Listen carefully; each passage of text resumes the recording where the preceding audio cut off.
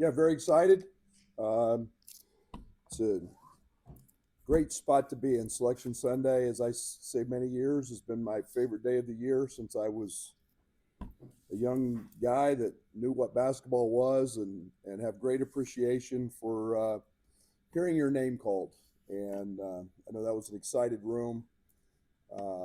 As always, it's nice. I still say six, can't count that, but COVID year, but 5 years in a row. One of us, Michigan State, and Purdue, one of three Big Ten teams to be doing that. I don't take that for granted. It's pretty special, and a lot of people to thank for helping make that happen. But a little different scenario this year that I wasn't handed a folder to dive into. We've obviously got two opponents to start looking at a little bit. I don't know much about Xavier and or Texas, other than they've been historically very good programs, and obviously had success enough to make this year's tournament. So, excited to be in Big Ten country in Milwaukee. Is a place that's very very close to us. Should be a exciting opportunity, a great region. And just really looking forward to another opportunity to go put our best foot forward with this group. We get healthier by the day. We get Merez back into some conditioning, and got a few days to do that now with a Friday game. So excited and looking forward to 2025 NCAA tournament. Brad, is with some little experience in the NCAA tournament, is there any way to prepare a team for that, or they just got to feel it when it starts? No, they got to understand what it's. They got to understand the cliche I use, the urgency of the end. They've got to understand that. I think the Big Ten tournament helped us a little bit understand some of that. Um, the excitement of the first game, and you can't get overzealous or too high. If you win, you got another one coming around pretty quick. So I think that there's definite excitement. Kylan and Trey have been in it. They understand. Draven last year, the group of guys that are in that locker room. Ty Rogers, AJ Red, Keaton, all been a part of that. They'll help navigate that with guys. But at the end of the day, it's a game, and it's just a little different vibe. But we'll be all right. How does maybe your practice would change when you can't just focus on a single team? You have to, for at least for a few days. Yeah, and I think it's managing the extra day or two, maybe. We did practice today. Got our guys back in the gym. Yesterday was an off day. We will go again tomorrow. Tuesday will be a little lighter. We're on spring break. I think it's about keeping them as mentally fresh as everything else. We'll have opportunities to watch film on both teams and see what the uniqueness is of those teams, and then take those opportunities to look at stuff in practice. But we'll have a little quicker scout. With them playing sometime on Wednesday, early evening, I would assume, or Wednesday night, and then a day to travel before they play on Friday. Yeah, do you find that there are similarities in the way that you guys rebounded after Duke and went off 4 game winning streak to where you guys kind of have to reset again? Yeah, I think it's different. It was a different feeling after the Duke game because we were just that was the perfect storm, the end of a disastrous stretch with so many sicknesses and injuries. I think the Maryland game was they punched us and kept punching and just caught us in a flat game. We were 9 of 22 on layups. We haven't missed that many layups since the first practice of the year. I think it's just we missed a dunk, we missed threes. The ball didn't bounce our way, but they were much more aggressive, and I think that's more the lesson to learn than the Duke game where we just really had no chance because of everything that was going on in that game leading up to it. Brad, you played so many quad one games, and it makes it 5 will be different. But has any team been as prepared for NCAA tournament as this team with the schedule they play? Not mine, no. I think we've got 5 games against, the top 2 seeds. Alabama, Texas, Michigan State twice. Who am I leaving out? Duke. So we've seen them. There's no doubt, and had an opportunity to win a couple of those games, and didn't. But I think we're in a spot where we feel that we know we can go out and compete with anybody and beat anybody, and I really believe that. And now it's about putting 40 minutes every single night together to be your best, and you play that schedule so that when this time comes around, you got the confidence to know you can go beat anybody. Do you remember your first NCAA tournament game, whether as a fan, or as a coach? Man, you're asking me to go way, way back as a fan. I'm going back to John Wooden days. UCLA as a kid, as a fan, watching those. I remember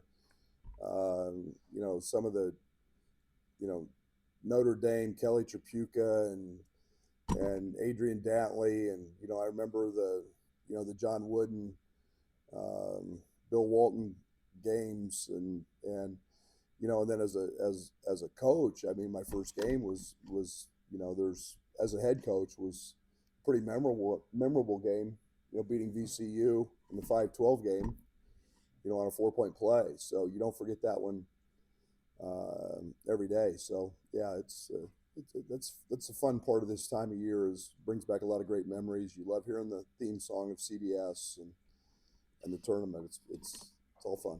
Brad, I'm curious, what can your team learn from that aggression you saw against Maryland and responding differently or better to a first punch or 2 punches? Yeah, we were bouncing off the walls before the Iowa game. We weren't that energetic. That's my fault. We weren't maybe as focused leading up to that game as we needed to be. There was maybe a little too much excitement after that win. Sometimes you have to come down, and when you've got quick turns, it's better to be a little more stoic and and thoughtful in those moments. So, a lot to learn there. We will. Right, you had a deep run last year. What did you learn about going through this process? One game at a time. Enjoy them. Make sure your team has fun. Make sure they don't trying to keep it loose, trying to keep it in a place where they're very, very comfortable. I thought our last year's group did a great job of that. Obviously, we had a humbling first 2 minutes against Moorhead. In a quick timeout, down 9-0. But I think after that we settled in, and then I think we really enjoyed playing in those games, and you got to make sure these guys enjoy that opportunity. You sure don't take them for granted. They're hard to get to. You talk about getting handed 2 folders from Xavier. How many possibility folders did you have? Yeah, we felt pretty comfortable. We were a 6. I think that it was you start looking at all the 11s and whether those were possible playing game scenarios. We'd run all those things with San Diego State and the kind of the bubble teams to the Drakes and the UC San Diego's, and we were pretty close on most of those. So there was a lot of preliminary work done, and obviously nobody was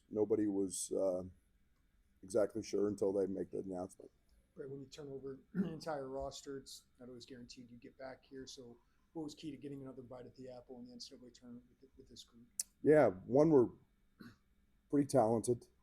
The young kids are really talented. I think most importantly, the character of this group. Can't speak and say enough good things about this group as people, as a group that loves to compete. This group's been really special in their love for the game. There's been no jealousy. There's been no side distractions. It's just been a real focus that's been really enjoyable. To have. And then our leadership has grown throughout the course of the season. Kylan, Trey, Tommy's very mature. Just to see all of that start to develop has been pretty cool, and it's all been impactful, and not without some stress. This season was as stressful maybe as any, in terms of just the inability to at times to get better because of all the stuff that happened. A lot of coaches have been commenting this week on the new landscape with NIL and all that. Rick Pitino and Steve Alford and a few others. But what's your take on kind of adapting to the new reality when it comes to building a roster? I think NIL is great. I think that the money in the game is that's not as big a problem as maybe just the instability of the transfer portal and kids moving around. I think that you've got to be very adept at understanding what you're looking for in the portal and be as diligent as you can in terms of your research. And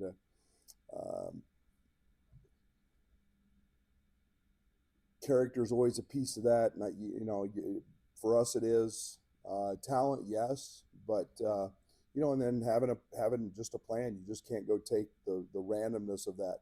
It gets more challenging, I think, to find the trust and the loyalty and some of those things that maybe we all had before when we had guys for 2, 3, 4 years. It's why it's why I have great appreciation for Peyton Sanford, why that meant a lot to me. Seeing a young man in tears crying, and to me, one of the great things is being able to call a place home and know that 10, 15, 20 years from now, you get to come back. And, we live that yearly here. Today's world, that doesn't necessarily get to happen, but I think it's just about doing your research, being diligent. I'm extremely fortunate. I got a great staff, and I think we did a lot of really positive things in terms of those things this year in the portal and recruiting. Right, to dovetail off that, you admitted last year you were on the phone in Boston trying to put this roster together. With the way they moved the calendar, do you think that will lessen, where you don't have to be the best of two masters, you can just kind of focus on trying to stay in terms? I think we're much better organized this year than we were last year leading into this, having an idea of when this is all. Last year was the first year of, hey, this is the Monday after Selection Sunday is when this happens, and So having it the 24th now is just better. yeah, that's definitely helped. And I think the other thing is that just staffs, programs are much better equipped in the research area and all of that to move forward.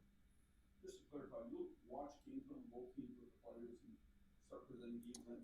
We won't watch them with the players too much. We'll talk about scenarios in practice. We may throw some actions at them that each team runs and not get real specific, but they run this action and we'll cover it. Try not to get too specific. Don't want to cloud the situation any more than we need to. But if one of those teams presses or one of those teams plays zone or something like, we'll as a staff address that and try to prep for that. You talked about the mentality, but more practices with your guys with Mraz back. Had a couple weeks now. We're mostly full. What's your focus basketball wise leading in? Yeah, I think it's mostly centers around Mraz. I think that the best thing that happened in the Maryland game was Mraz got a lot of run, and he was really tired, and Tommy's foul trouble. He had to play extended minutes. I thought that was very good. You know, I think getting back with those two guys on the court together didn't happen. We thought that would happen in the Maryland game. I think that's something that we've got to continue to grow that. You know, it was very good for us at times, and you know, I think we'll be able to do some of those things here in the next few days. Ben, after the loss, just one loss, did say he was super excited to get to the big dance and hear his name called. I mean, he's kind of that story of the kid that dreams in Indiana playing in the big dance, and now he gets that opportunity. That is kind of one of the special things about today and next week. Absolutely. I hope nobody takes it for granted. I don't. Man, I've been, you know, up early this morning, and you're kind of got a nervous excitement and energy, and you know, all of that's fun. It's fun to, you know, it's what these guys go to the weight room for in July, and it's the individual work and all the development that goes into being able to do this. And you know, everybody dreams, every kid that played basketball, whether they're in their driveway or the local YMCA or the local rec centers, you know, firing up a jump shot, you know, in the last seconds, that's a game winner. And that to me is what makes this tournament so special, so special. I mean, just it's pretty cool. And now we've seen 16s beat ones.